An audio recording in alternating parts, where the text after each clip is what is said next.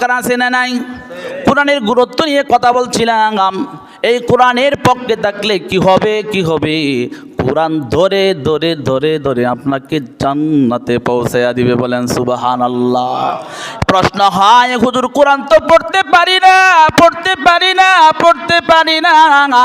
আজ থেকে দেরি করবেন না, চেষ্টা চালায়া দেন, চেষ্টা চালায়া দেন। আমাদের কোরআনটা এমন একটি কোরআন, এমন একটা নিয়ামত। এই কোরআনটা তাওরাতের মতো না, ইনজিলের মতো না, জাবুরের মতো না। এই কোরআনটা কিন্তু অন্য কোনো ধর্মের কোনো কিতাবের মতো না।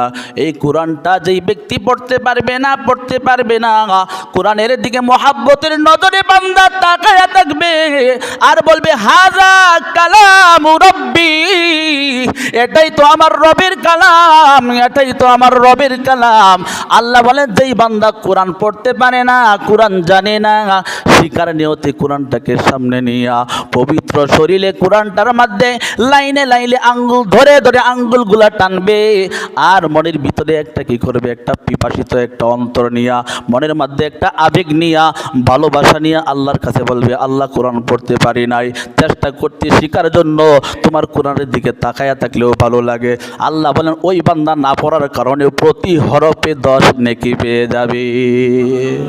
জোরে বলেন সুবহানাল্লাহ। ইকালামে জিন্দা কুরআনে হাকিম, তাকাসুরাত ইফহামুর রিজালি বাকা কুরআ, কালামুল্লাহ বশুনো কাদিমাস্তি নইনো। ও দুনিয়ার ইমানদার আল্লাহর গোলাম, রিজিকের মালিক আল্লাহ, সম্মানের মালিক আল্লাহ। কুলিল্লাহুম্মা মালিকাল মুলকি তুতিল মুলকা মান তাশা ওয়া তুইজ্জু মান তাশা। আমি আল্লাহ ইজ্জত দান করি, ওয়া তুযিল্লু মান তাশা, আমি আল্লাহ জিল্লতি দান করি। কথা বলেন ঠিক কিনা? সুতরাং ভয় নাই, ভয় নাই মুসলমান, একমাত্র আল্লাহর উপর তাওয়াক্কুল করতে হবে, আল্লাহর উপর ঈমান রাখতে হবে। কুলিল্লাহুম্মা মালিকাল মুলকি তুতিল মুলকা মান তাশা ওয়া তুইজ্জু মান তাশা ওয়া তুযিল্লু মান তাশা বিয়াদিকাল খায়র ওয়া হুয়া আলা কুল্লি শাইইন কাদির। দুনিয়ার ইমানদার আল্লাহর গোলাম, এই কোরআনের মহাব্বত অন্তরের ভিতর ধারণ করবে মুমিন বান্দা। মুনাফিক কোনোদিন এই কোরআনের মহাব্বত করতে পারবে না। এই কোরআন, এই কোরআন, এই কোরআন কাল কিয়ামতের ময়দানে আল্লাহর সাথে কথা বলবে, ঝগড়া করে বলবে। কেমন ঝগড়া? ভালোবাসার ঝগড়া। আমাদের দেশে 3 হতিনের ঝগড়া হয়, এই রকম ঝগড়া না।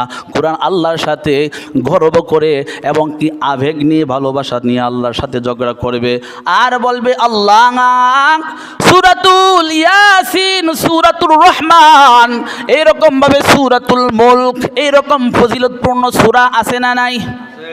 আছে না নাই? সূরাতুল ইয়াসিন কোরআনের বাইরে না ভিতরে? সূরাতুল ইয়াসিন হচ্ছে কোরআনের কলিজা, আর কোরআনের জাতীয় সঙ্গীত হচ্ছে আর রহমান আল্লামাল কুরআন খালাকাল ইনসান আল্লামাহুল বায়ান আশ-শামসু ওয়াল কামারু বিহুসবান। কিয়ামতের ময়দানে আল্লাহ কোরআনে কারীম তেলাওয়াত করবেন, সুবহানাল্লাহ। সর্বপ্রথম দাউদ পয়গম্বর তেলাওয়াত করবেন।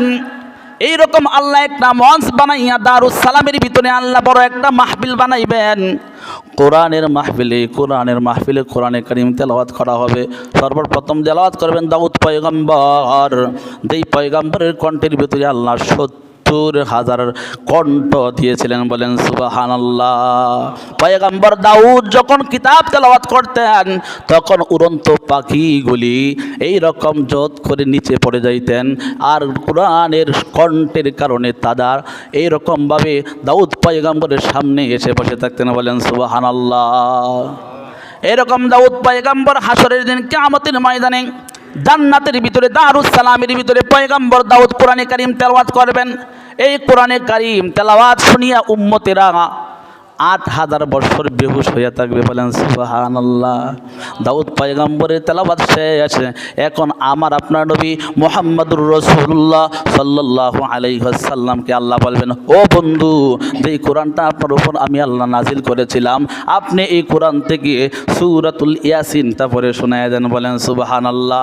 ওই দিন পয়গম্বর মুহাম্মদুর রাসূলুল্লাহ সাল্লাল্লাহু আলাইহি ওয়াসাল্লাম দাউদ পয়গম্বরের চাইতে লক্ষ লক্ষ কোটি কোটি আরো সুন্দর কণ্ঠ নিয়ে তেলাওয়াত করবেন ইয়াসিন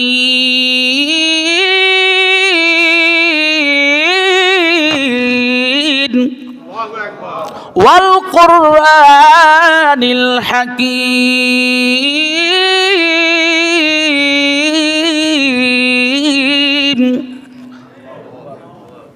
ভালো লাগে না খারাপ লাগে?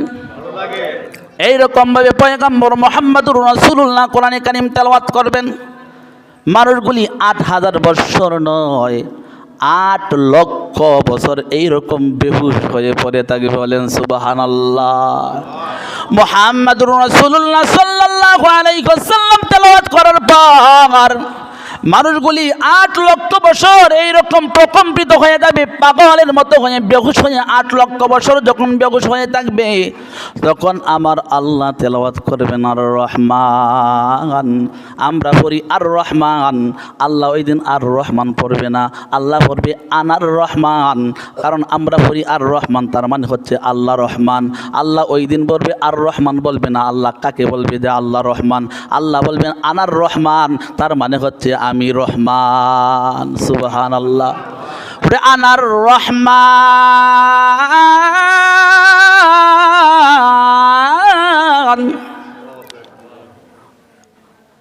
আর রহমানু আল্লামাল কুরআনা খালাকাল ইনসানা আল্লামাহুল বায়ান।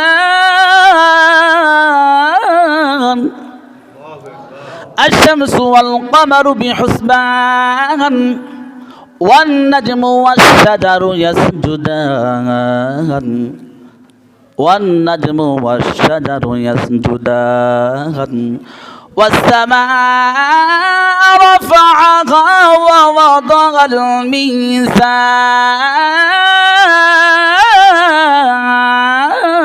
الميزان।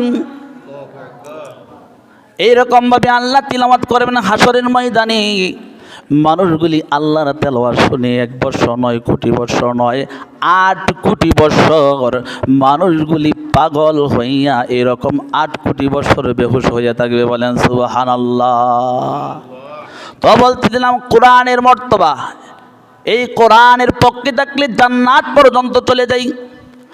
এই কোরআন আপনাকে গন্তব্যে পৌঁছে দিবে, সেই গন্তব্যের নাম হচ্ছে জান্নাত। সেই জান্নাতে যাইতে রাজি আছি না নাই?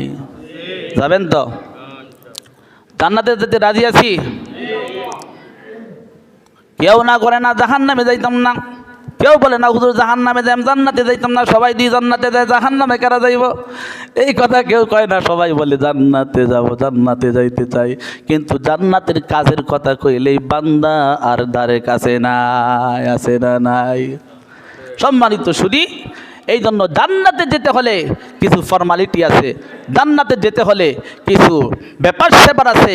আল্লাহ এই দুনিয়াতে যে বিধিবিধান দিয়েছেন, এই বিধিবিধানের উপর আমল করতে হবে, মানতে হবে, জানতে হবে, আমল করতে হবে, তাহলেই আল্লাহর জান্নাতে যাইতে পারবো। কথা বলেন ঠিক না বেঠিক? সম্মানিত শুনি, সময় চলে গেছে।